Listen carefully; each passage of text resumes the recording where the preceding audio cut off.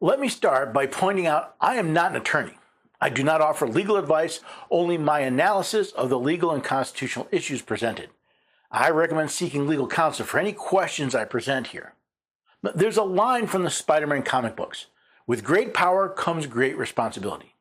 Self-defense and use of force are great powers and come with great responsibility. More often than not, self-defense is discussed in the context of the Second Amendment and your right to keep and bear arms.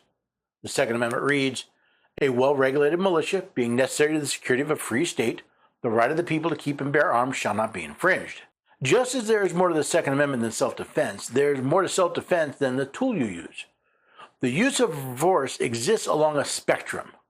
For example, the Tennessee Code Annotated, or TCA 39-11-614, states, a person in lawful possession of real or personal property is justified in threatening or using force against another when and to the degree it is reasonably believed the force is immediately necessary to prevent or terminate the other's trespass on land or unlawful interference with the property.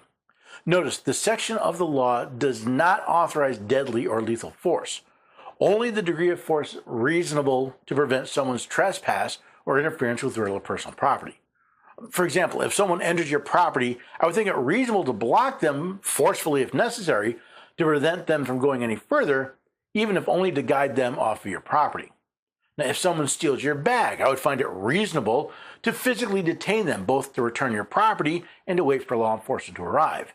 The latter, however, sounds more like Section B, which reads, a person who has been unlawfully dispossessed of real or personal property is justified in threatening or using force against the other when and to the degree it is reasonably believed the force is immediately necessary to re-enter the land or recover the property if the person threatens or uses the force immediately or in fresh pursuit of the dispossession.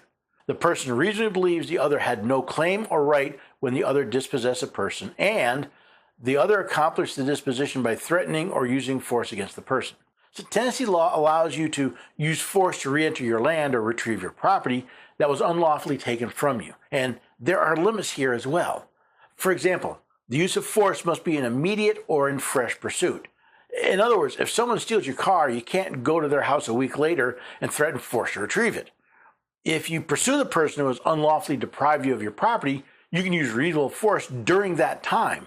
So if someone steals a woman's purse and you chase them, you can reasonably use force to stop and detain them for law enforcement. Again, reasonable force, not lethal force, is allowed. Here is where HB 1802 enters the picture.